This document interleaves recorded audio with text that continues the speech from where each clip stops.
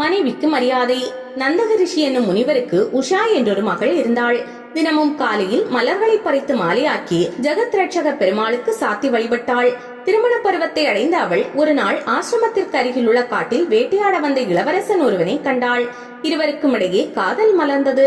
மகளின் விருப்பம் அறிந்த முனிவர் அந்த இளவரசனுக்கே மனம் முடித்து வைத்தார். கணவருடன் உஷா அரண்மனைக்கு புறப்பட்டாள். அங்கு ஆடம்பர வாழ்விற்கு மாறினாலும் பெருமாளின் மீதுள்ள பக்தியை மறக்கவில்லை.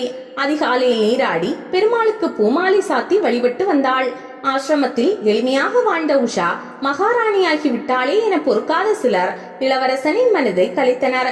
பக்தி என்னும் போர்வையில் மற்ற ஆண்களை சந்திக்க கோயிலுக்கு செல்வதாக துர்போதனை செய்தனர். கரைப்பார் கரைத்தால் கல்லும் கரையும் அல்லவா? இளவரசனும் உண்மை என நம்பி மனைவியை சந்தேகிக்க தொடங்கினான். ஒரு கட்டத்தில் ஆசிரமத்திற்கு திரும்பினாள் உஷா. ஆறுதல் கூறிய முனிவர், உஷா வருந்தாதே, பெருமாளின் அருளால் உண்மை வெற்றி பெறும் என்றார்.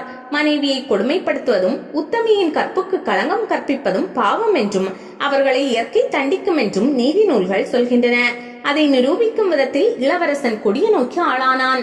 ஆட்சி பொறுப்பும் அவனை சுற்றி இருந்த தீயவர்களின் வசம் சென்றது. இஷ்டம் போல் வாழ்ந்த அவர்கள் ஆடம்பரமாக செலவழித்தனர்.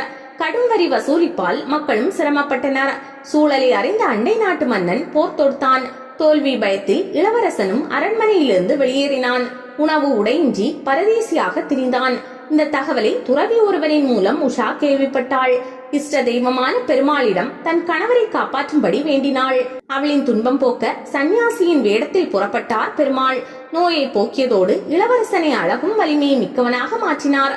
அவனுக்கு தன் சுய வடிவத்தை காட்டினார் பெருமாள். மனைவிக்கு செய்த கொடுமையால் நேர்ந்த துன்பத்தை உணர்த்தினார். உண்மை அறிந்த இளவரசன் மனைவியை தேடி ஆசிரமத்திற்கு வந்தான்.